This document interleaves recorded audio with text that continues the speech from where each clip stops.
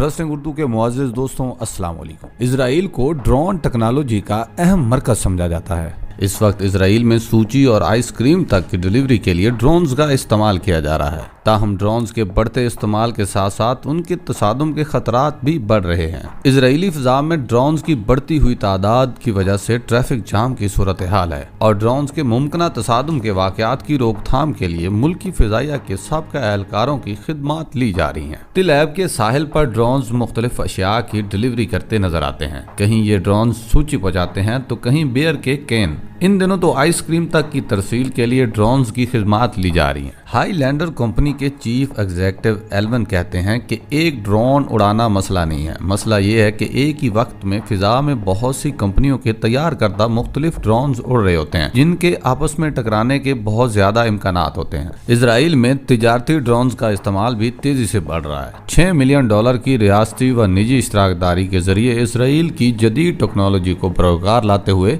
Israeli invention authority के तहत इन drone initiative की सरबराह डेनिला पार्टम के मुताबिक मुस्तकबिल में इसराइली शहरों में हर लम्हे सैकड़ों ड्रोन हुआ करेंगे। इसका मकसद ये है कि इसराइली सड़कों से ट्रैफिक को कम करना चाहते हैं। इस तरह आलूदगी में भी कमी होगी और अशिया की तरसील के लिए भी बेहतर और महफूज माहौल मुहैया होगा। वाज़ेह है कि इसराइल का ड्रोन प्रोग्राम इंतहाई जदीद है। इस प्रोग्राम के हवाले से सबसे ज्यादा तशवीश गजा में बसने वाले फलस्तीनियों की जानिब से जाहिर की जाती है, जिनका ख्याल है कि नाकाबंदी के शिकार इलाके गजा की फिजा में इसराइली ड्रोन्स की परवाजें खौफ का माहौल पैदा करती हैं। ये तो थी एक छोटे से मुल्क इसराइल की कहानी जो पूरी दुनिया पर राज कर रहा है। अब अगर दूसरी तरफ मुस्लिम ममालिक को देखा जाए तो शायद वो अभी तक आपस की लड़ाइयों से ही बाहर नहीं आ सके।